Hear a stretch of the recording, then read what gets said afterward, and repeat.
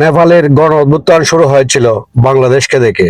তারা জয়ী হলো, আমরা হেরে গেলাম। যে অভ্যুত্থানের ছাত্র জনতা জীবন দিল, প্রবাসী থেকে শুরু করে সব শ্রেণীর মানুষের সমর্থন ছিল। 90% মুসলমানদের দেশ বাংলাদেশ। ইসলাম ঐক্যের কথা বলে নেপালে হিন্দু বৌদ্ধরা পেরেছে, আমরা পারলাম না। বড় হতভাগা জাতি আমরা। এশিয়ার মানচিত্রে নেপাল আজ তারুণ্যের শক্তিতে যেভাবে জেগে উঠেছে, তাদের নতুন নেতৃত্বে সাহসী সংস্কারগুলো দেখে মনে হচ্ছে দ্রুতই তারা সমৃদ্ধির শিখরে পৌঁছাবে। আমাদের মতো ওখানকার তরুণ প্রজন্ম পরিবর্তনের যে মশাল জ্বালিয়েছে তা সত্যি প্রশংসনীয়। আমাদের এই প্রিয় মাতৃভূমি বাংলাদেশ যেন দীর্ঘশ্বাসের মরুভূমি না হয়, আবারও শান্তির ন্যায় হয়ে ওঠে।